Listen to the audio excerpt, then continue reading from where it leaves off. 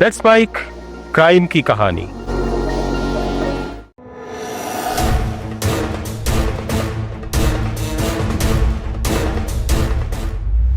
नमस्कार दोस्तों, आपने माफिया, गैंगस्टर और बाहुबलियों की कहानियां सुनी होंगी, हत्या, अपहरण और फिरौती की कहानियां भी।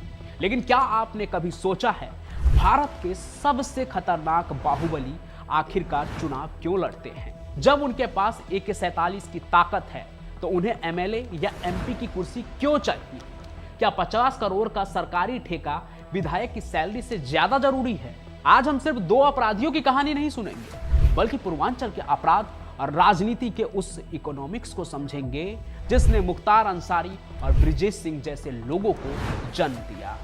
ये वो लोग थे जिनके नाम पर पूरा इलाका कांपता था। इन्होंने दशकों तक एक दूसरे को खत्म करने की कोशिश की। इनकी दुश्मनी किसी जमीन के टुकड़े के लिए नहीं थी, बल्कि सत्ता के सिंहासन के लिए थी।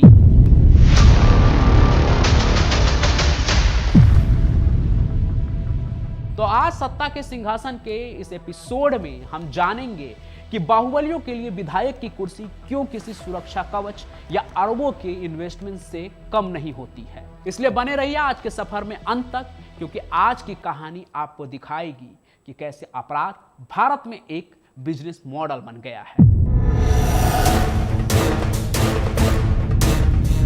मुख्तार अंसारी और ब्रिजेश सिंह की दुश्मनी को अक्सर जातिगत दुश्मनी यानी अंसारी बनाम ठाकुर के तौर पर देखा जाता है। यह सच है कि इस लड़ाई ने जातिगत ध्रुवीकरण किया, लेकिन इसकी नींव पैसे और ताकत पर टिकी थी।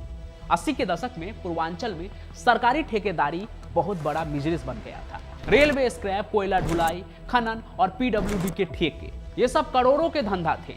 इन ठेकों को हासिल करने के लिए मसल पावर की जरूरत होती थी, यानी कि बाहुबली लोग जिनके पास ताकत हो, जो 50-100 लोगों को एक साथ देख ले। ऐसे में मुख्तार अंसारी पहले बाहुबली के तौर पर उभरे, वहीं ब्रिजेश सिंह ने भी अपनी गैंग बनाई। उनकी असली टक्कर तब शुरू हुई जब दोनों एक ही आर्थिक क्षेत्र पर कब्जा करना चाह रहे थे।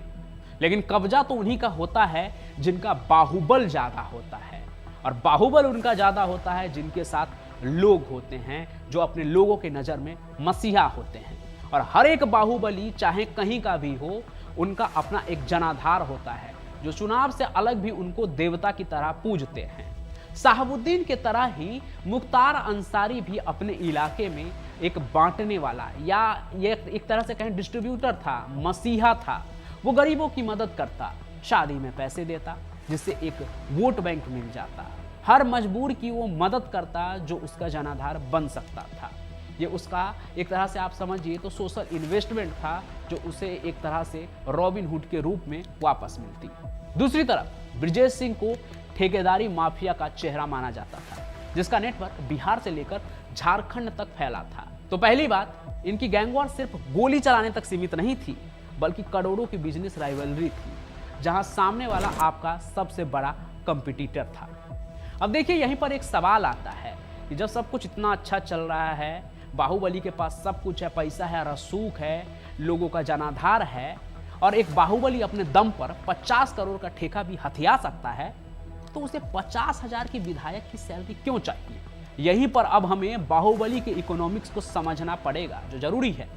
बाहुबली के लिए MLA की कुर्सी सिर्फ इनकम नहीं है। इनकम उससे क्या ही होगा बाहुबली को? वो एक तरह से समझिए कि आप इंश्योरेंस होती है, यानी कि सुरक्षा कवच, जिससे बहुत कानूनी फायदा मिलता है, जैसे कि पुलिस के कार्रवाई से बचाव। अगर आप विधायक हैं तो पुलिस को आपको गिरफ्तार करने से पहले कई बार सोचना पड़ेगा। कई बार नहीं, मैं तो कहता हूं 100 बार सोचना पड़ेगा, क्योंकि आपके पीछे एक पार्टी, समर्थक और विधानसभा की शक्ति होती है। मुकदमों से राहत, विधायक बनने के बाद आपके मुकदमों की सुनवाई में अक्सर देरी होती है। आप खुद को राजनीतिक उत्पीड़न का शिकार बताकर जनता की सहानुभूति पा सकते हैं, हासिल कर सकते हैं, पब्लिक सेंटिमेंट क्रिएट कर सकते हैं। इसके अलावा स्थानीय प्रशासन पर दबाव, एक विधायक या सांसद जिले के DM और SP तक पर दबाव बना सकता है अपने पॉलिटिकल लॉबी की वजह से। उसके एक कॉल पर थानेदार से लेकर अधिकारी तक हिल जाते हैं। सफेद चोला, चुनाव जीतना आपके आपराधिक अतीत पर सफेद चादर डाल देता है। जनता के बीच आपकी छवि बागी नेता की बन जाती है। बल्कि न सिर्फ पहले की तरह अपराधी की। अगर एक बाहुबली हो जो सिर्फ अपराध कर रहा हो तो उसे पुलिस से बहुत डर होता है। आप देखिए, आप गिनती कर लीजिए, ऐसे कोई भी गैंगस्टर हो या कोई भी ऐसा बाहुबली हो, कहीं का कोई भी एक प्रभावशाली व्यक्ति हो, अगर उसके साथ पॉलिटिकल कनेक्शन नहीं है तो फिर उसे हमेशा डर रहता है पुलिस का। लेकिन पॉलिटिकल कनेक्शन और खुद आप पॉलिटिक्स हो तो फिर बहुत कुछ से आपका बचाव हो जाता है। इसलिए ही इस पॉलिटिकल कुर्सी के आसपास बाहुबली घूमते हैं। मुख्तार अंसारी के लिए राजनीति में आना मजबूरी बन गया था। 2005 में बीजेपी विधायक कृष्णानंद राय की हत्या के बाद उन पर शिकंजा कसना शुरू हो गया था। जेल में जाने के बाद भी उनकी राजनीतिक ताकत उन्हें कई सालों तक सुरक्षा देती रही।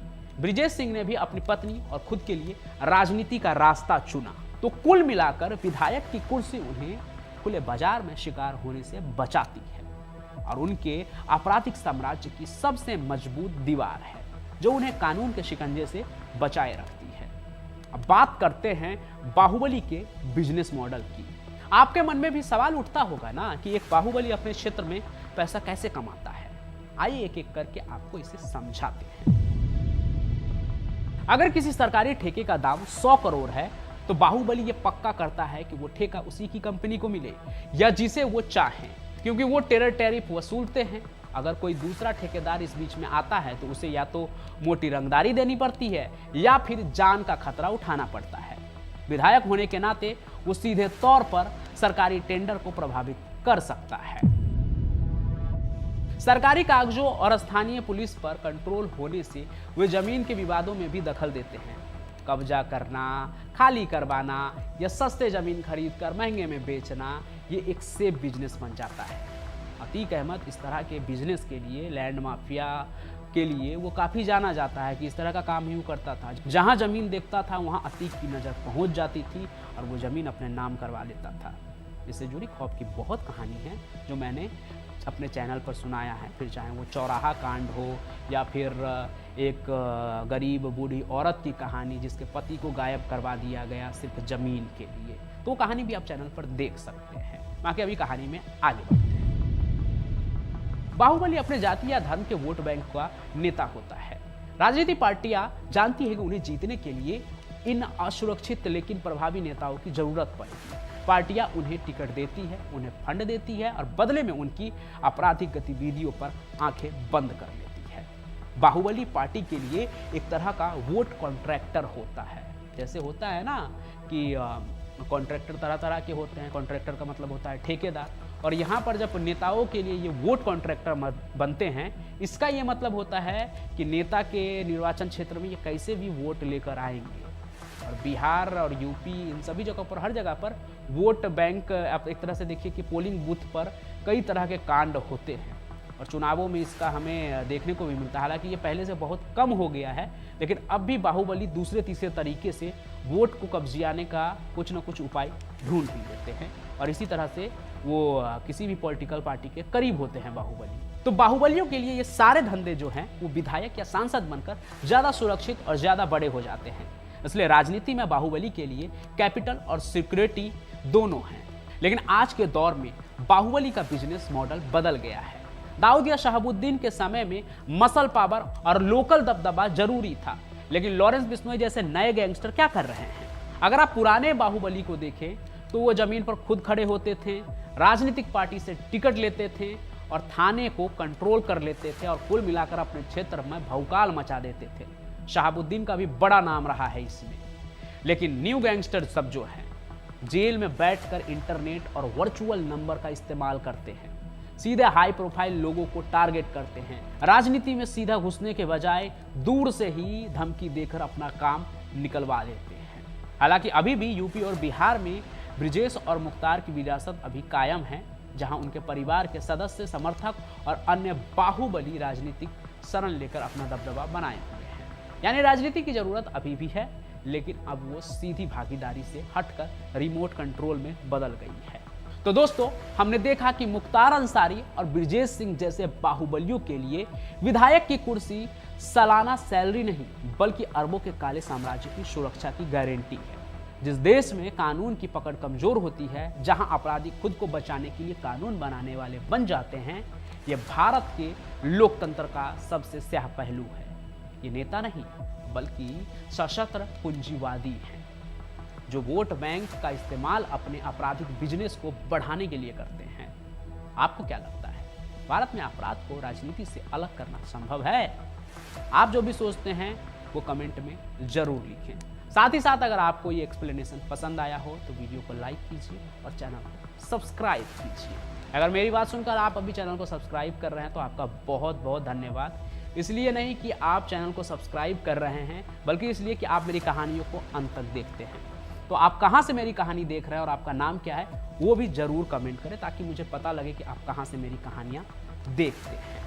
बाकी फिर मिलूंगा किसी और सफर में किसी और कहानी के साथ। सत्ता के सिंहासन सीरीज को भी जारी रखूंगा आगे, और आप कैसी कहानी देखना चाहते हैं वो भी कमेंट कीजिए। तब तक मैं पंचम प्रकाश आपसे लेता हूं अलविदा। हम फिर मिलेंगे, तब तक के लिए जय हिंद, जय भारत, जय बिहार।